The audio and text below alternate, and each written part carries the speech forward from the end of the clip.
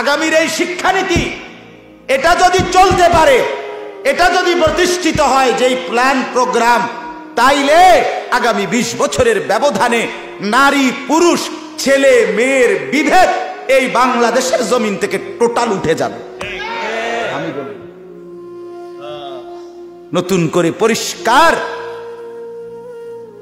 পরিষ্কার এটা এটা মার্কা না, এটা নৌকা মার্কা, দানের শীষ মার্কা, লাঙ্গল মার্কা না, এটা আগামী প্রজন্মকে বাঁচানো।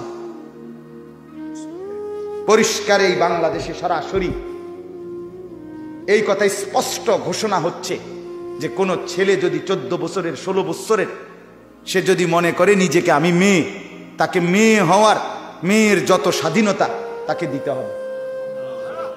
কোন মেয়ে যদি বলে আমার শরীরের অঙ্গ সব যদিও মেয়ের কিন্তু আমি ছেলে মনে মনে ট্রান্সজেন্ডার সারা ইউরোপে বাস্তবায়ন করে ফেলছে। এখন এই এশিয়ার অঞ্চলগুলোতে এটার পিছনে কোটি কোটি টাকা ফাইন্ডিং করা হচ্ছে, ঢালা হচ্ছে যে এই কথা যেন ছেলে মেয়ের বিভেদ বলতে কিছু নেই, ছেলে মেয়ে বলতে কিছু নেই। অসংখ্য বুদ্ধিজীবীর বক্তব্য এটা যে শিশুদের মধ্যে কোনো ছেলে মেয়ে নাই, এটা তো আগের থেকেই বক্তব্য। শিশু শিশু শিশুরকে ছেলে মেয়ে আলাদা বলা এটা তার অধিকার নষ্ট করা। তাহলে বাংলাদেশের আইনে 18 বছরের নিচে, আন্তর্জাতিক আইনও 18 বছরের নিচে সব শিশু, এটা জানেননি? কথা মিথ্যা বললাম এটা? তাহলে বোঝা গেল কি 13 বছর 14 বছর 15 বছর 12 বছরের ছেলে মেয়ে আলাদা কিছু না, এরা শিশু। যার যেখানে মন চায় থাকবে, খাইবে, শুইবে, ঘুমাবে, একই বাথরুমে টয়লেটে আসবে, যাবে, ঢুকবে, আলাদা রুম, আলাদা বাথরুম, আলাদা ব্যবস্থাপনা, এমন কিছু বলা তার অধিকার নষ্ট করে। কোথায় পৌঁছবে সমাজ? কোথায় পৌঁছবে? শুধু এক মোবাইল ধরতে পারে না, ছুঁইতে পারে না নারী, নারীর গায়ে ছুঁইতেও পারে না, নারীর গায়ে স্পর্শ করতে পারে না, শুধু মোবাইলের ভিতরে দেখেই চরিত্রের যেই অবস্থা। এরপরে মোবাইলটা দিয়ে যে দেখে, হেতে তো ছুঁইতেও পারে না, হেতেও বুঝে যে আরো যদি বেড়ি আমারে একের উলঙ্গ করে দেখায় মোবাইলের ভিতরে, আমি তো বেড়ি ছুঁইতাম না, চাইতে যা শুধু, কিন্তু ছোঁয়াও যায় না, ধরাও যায় না। এরপরেও যদি একটা মিনিট মোবাইলটার থেকে চোখ না উঠে, সারা রাত যদি উলঙ্গ ছবি দেখে, সেখানে যদি ছেলে মেয়ের বিভাজন না থাকে, পর্দা পুশিদা যদি না থাকে, মনুষ্যত্ব যদি না থাকে, আমার সমাজ জন্তু জানোয়ার হইতে আর কয়দিন লাগবে?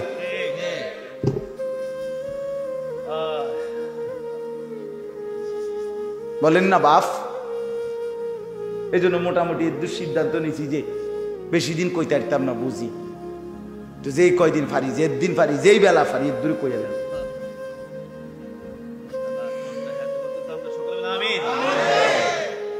বন্ধু আমার, দোস্ত আমার, ফিরতেই হবে।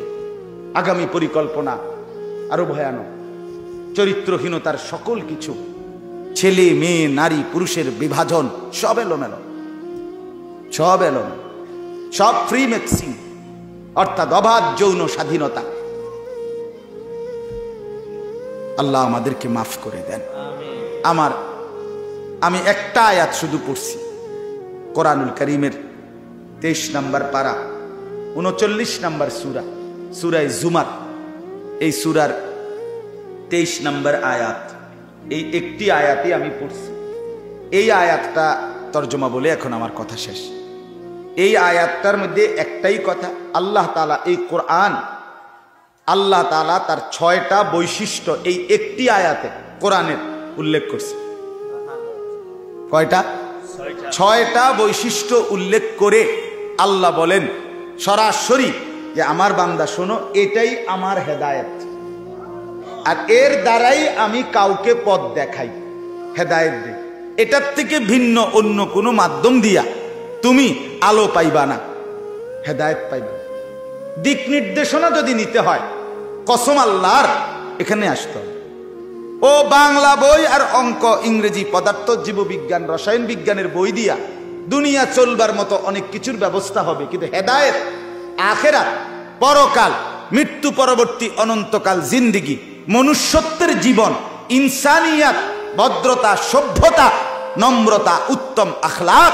আল্লাহর কসম, কোরআন পড়ে নাই, বাকি যদি সে দুনিয়ার সব পড়াও মনোযোগ দিয়া পড়ে তো উত্তম আখলাক শেখা সম্ভব নয়। কথা শুদ্ধ কইলেই উত্তম আখলাক না, কথা তো কয় শুদ্ধ, মতে তো খারাইয়া। কথা বুঝেন না? আঙ্কেল কেমন আছেন? হ্যালো, সরি, ভালো আছেন? ভালো আছেন? ভালো আছেন তো আপনি কইয়া হইতে লাগবে, আপনি কথা তো কইতে সময় কোতান, আপনি তো মতেন খারাইয়া। কথা বলেন না, আপনি অসিব্য, আপনি অসভ্য, আপনি তো মানুষের বেড়ি চাইয়া থাকেন মোবাইলে, আপনি অসভ্য। আপনি কথা শুদ্ধ কইলে কি? তাহলে কথা শুদ্ধ বলাটাই কিনা যথেষ্ট নয় দোস্ত। দুইটা ইংরেজি কইতে পারলে, ইংরেজি কোনো জিব্রাইল নাজিল করছে না। দুই চারটা থ্যাংক ইউ কইতে পারলেই আপনি ভদ্র। দেখছুনি কেমন ভালো ছেলে, মাঝে মাঝে ইংরেজিও বলে। বাবা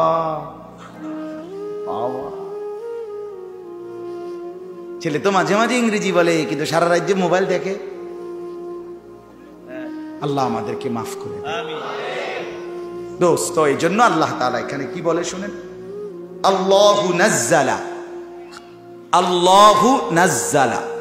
আল্লাহ বলেন আল্লাহ, সরাসরি আল্লাহ নিজের নাম নিজেই উল্লেখ করেছেন। আল্লাহু, আল্লাহ, নাজ্জালা, তিনি নাজিল করেছেন।